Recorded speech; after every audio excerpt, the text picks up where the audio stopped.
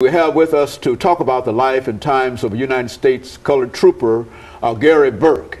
And not only will you talk about the life and times of a United States colored trooper, Gary Burke, but you will also give us some information about the real Gary Burke, giving us some information in reference to your background, education, and some of your experiences.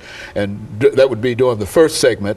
And after that, we will come back and find you as a United States colored trooper, Gary Burke, and you'll talk about some of your experiences and some of the things that you think our audience might be interested in. But before we get to that part, let's talk about you as an individual and how you became involved in what you were doing. Well, first of all, Dr. Haney, thank you for having me here on your show.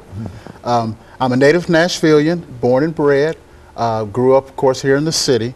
Just always had a passion from history from grade school. I remember the first place I went to was the Hermitage, the home of President Andrew Jackson.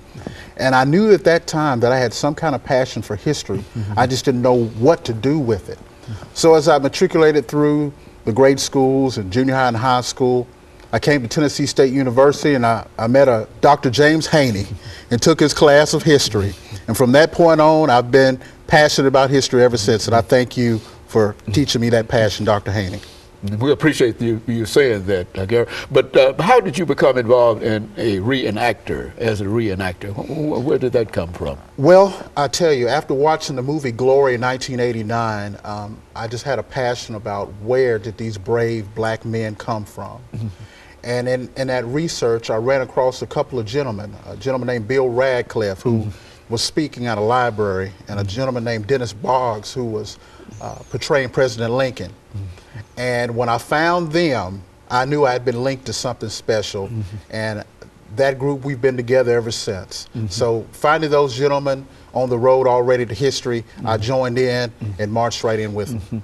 And in a real sense, you've almost internalized being a trooper in reference to the war and all of those activities that are involved in it. Is that? Yes, sir. I talk about it like this. When I'm wearing this uniform, or if I'm not wearing this uniform, it's the dignity that those men fought for our lives, that they paved the way to our freedom. And I owe them everything that I enjoy today through them and Almighty God. And so in a real sense, you are a reenactor, but you've been